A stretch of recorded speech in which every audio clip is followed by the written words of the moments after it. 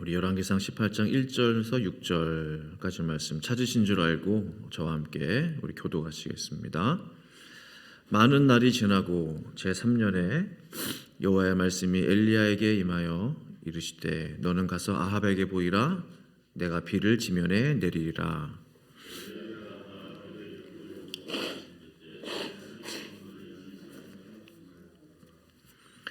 아합이 왕궁 맡은 자 오바댜를 불렀으니 이 오바댜는 여호와를 지극히 경외하는 자라.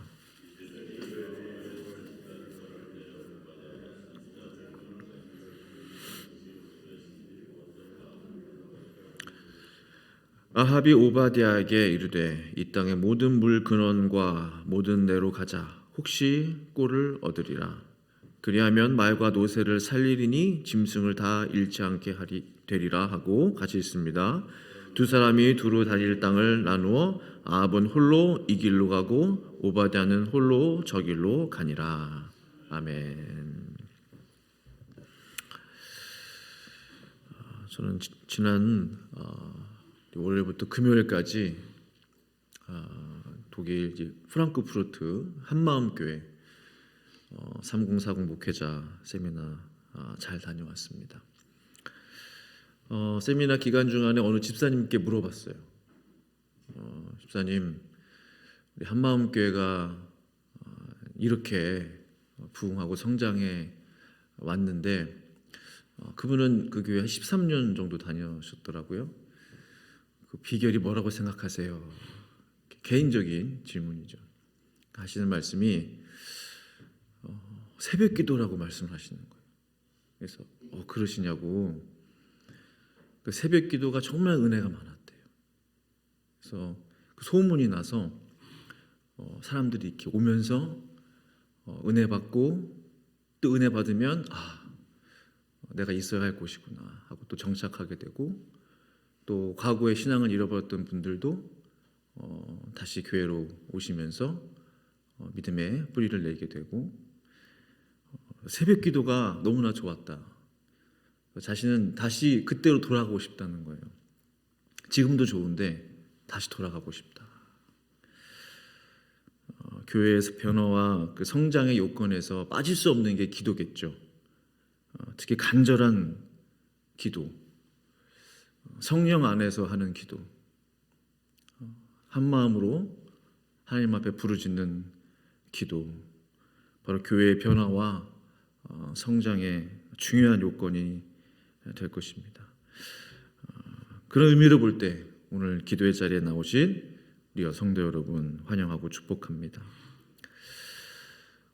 우리가 열왕기상 말씀을 토요일마다 지금 계속 보고 있는데요. 생명의 삶 이제 묵상 본문에 따라 말씀 나누고 있는데 북이스라엘의 역대 왕들 중에 가장 악한 왕을 꼽으라 하면 우리가 잘 아는 대로 아합 왕입니다. 아합 왕. 북이스라엘의 가장 나쁜 왕 아합 생각하시면 되는데 아합 왕은 너무나 우상 숭배를 많이 했어요. 여로보암의 죄. 그러니까 북이스라엘의 초대 왕이 이제 여로보암이었잖아요. 우리가 그 히스토리를 다 우리가 말씀 나누었는데 그 여로보암이 가장 큰 죄를 지은 게 뭐예요? 그 제단을 세웠어요. 그렇죠? 남유다 북이스라엘 나눠지면서 단에다가 제단을 세우고 또 북쪽에다가 베델에다가 단과 베델의 밑이고 단이 북쪽이죠.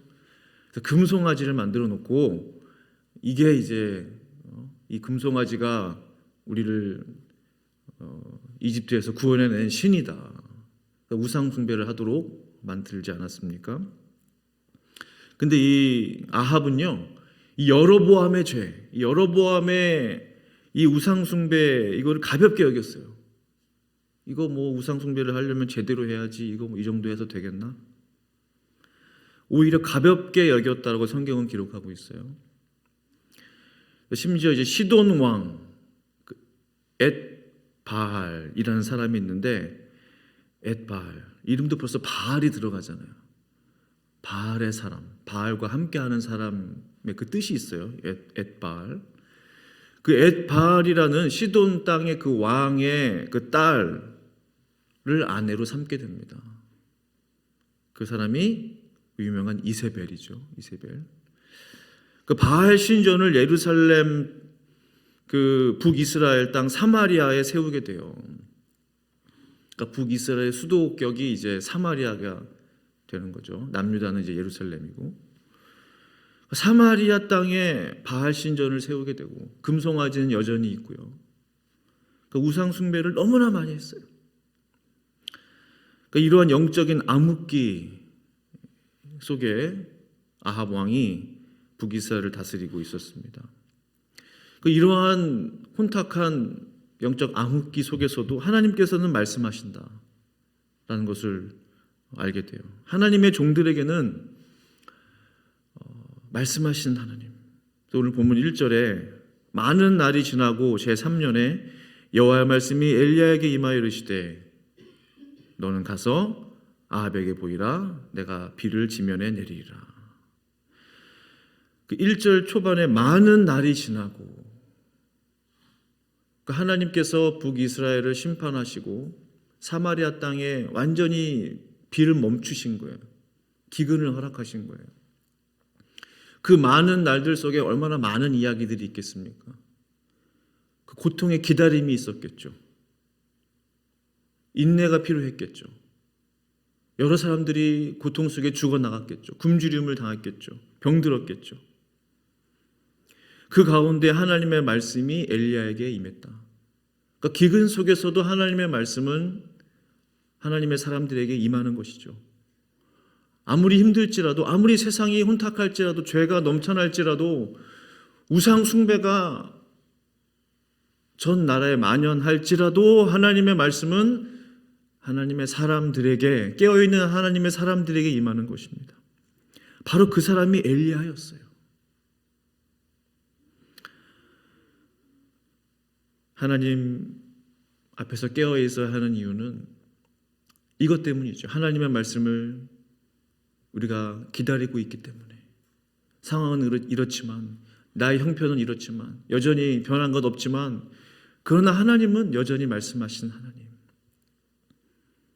그 주님의 말씀은 내가 이제 비를 지면에 내리리라.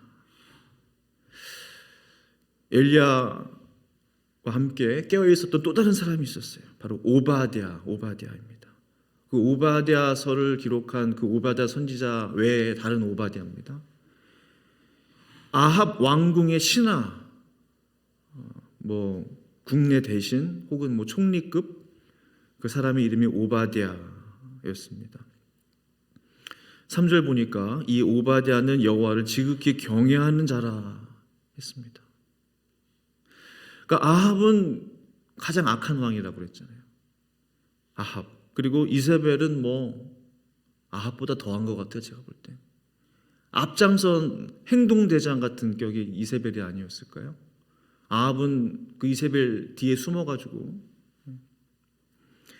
하나님의 선지자 100명을, 하나님의 선지자를 잡아서 보이는 대로 닥치는 대로 잡아서 죽게 했던 그 사람이 바로 이세벨이었던 것이죠. 그러나 아합 왕이 하나님을 배반하고 배신하고 우상을 숭배하고 이세벨이 하나님의 선지자를 죽일 때 그 가운데 바로 오늘 이 오바댜가 있었다는 겁니다. 그 오바댜는 하나님을 지극히 경외하는 자래요.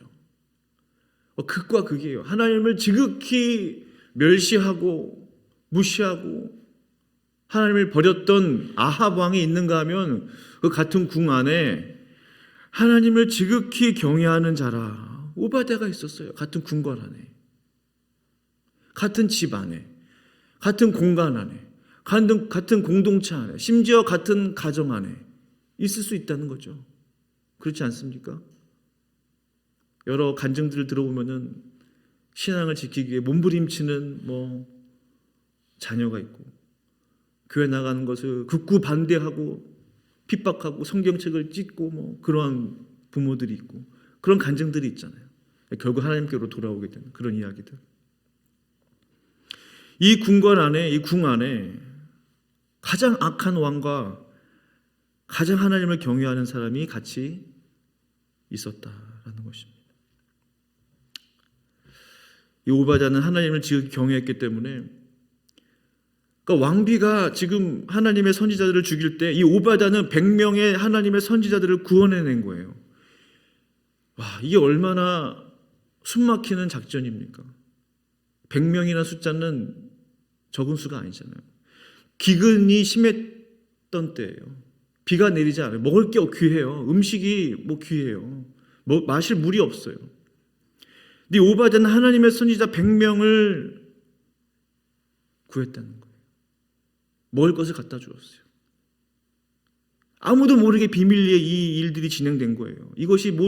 이 내용들이 성경에 기록되어 있지 않지만 이 얼마나 급박한 상황들이 많았을까. 얼마나 숨죽이며 기도하며 하나님 앞에 나아갔을까.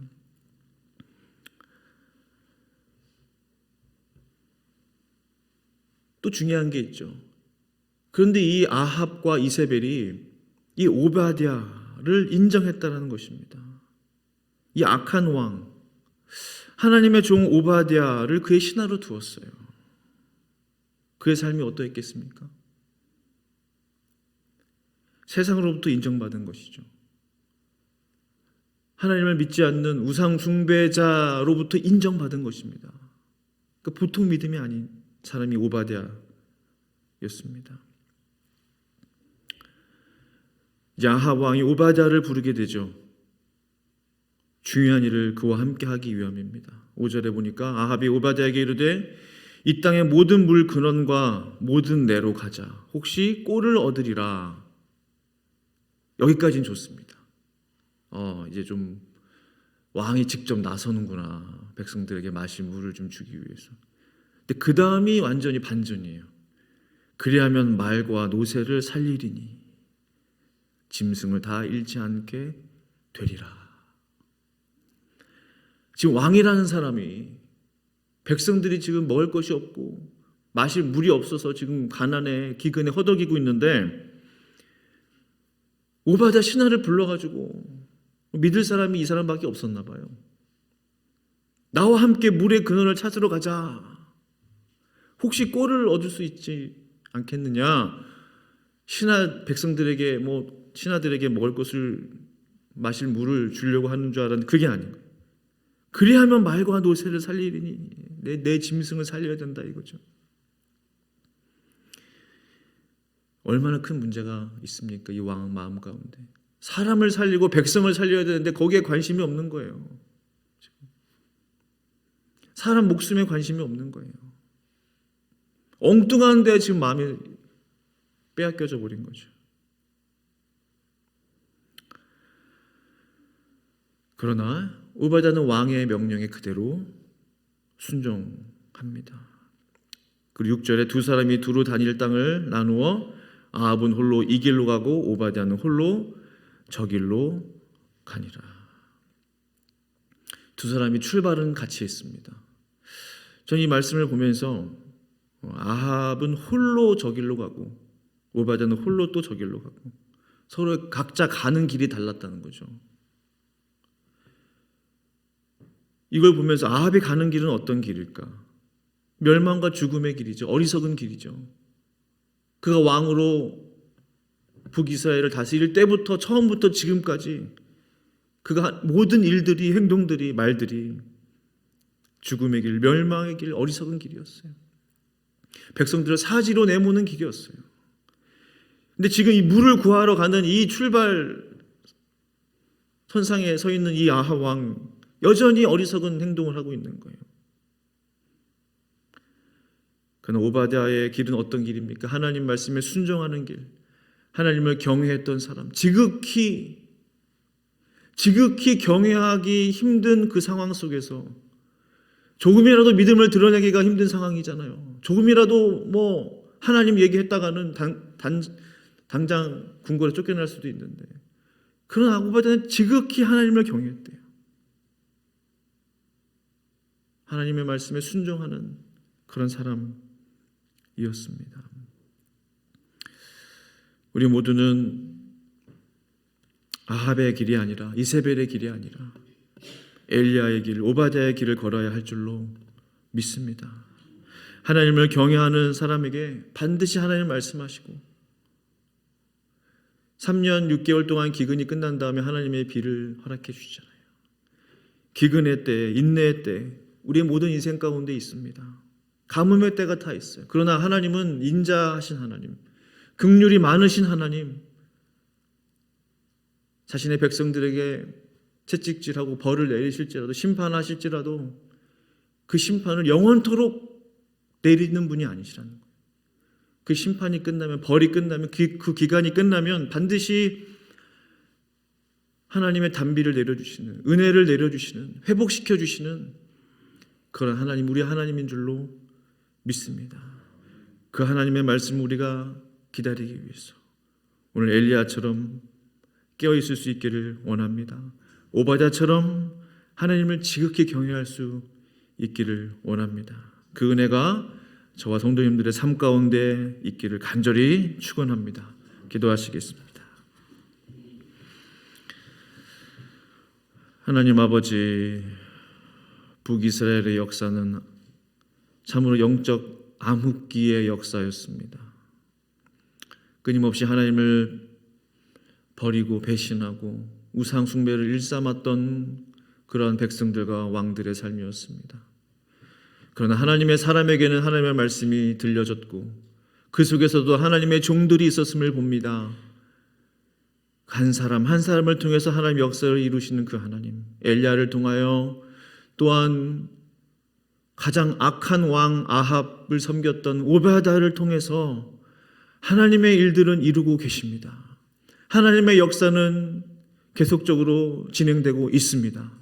하나님, 우리의 형편과 사정이 아무리 암울할지라도, 우울할지라도, 어려울지라도, 힘들지라도 하나님은 반드시 하나님의 종들에게 말씀하시는 그 하나님을 이 시간 믿습니다. 우리가 그 사람 되기를 원합니다. 우리가 오바댜처럼 되기를 원하고 엘리야처럼 되기를 원하여 하나님께서 역사를 이루실 때에 주님, 내가 여기 있나이다, 우리가 여기 있나이다, 주님께 쓰임받는 우리 모든 성도님들 될 수 있도록 축복하여 주시옵소서. 감사를 드리고 예수님의 이름으로 간절히 기도합니다. 아멘.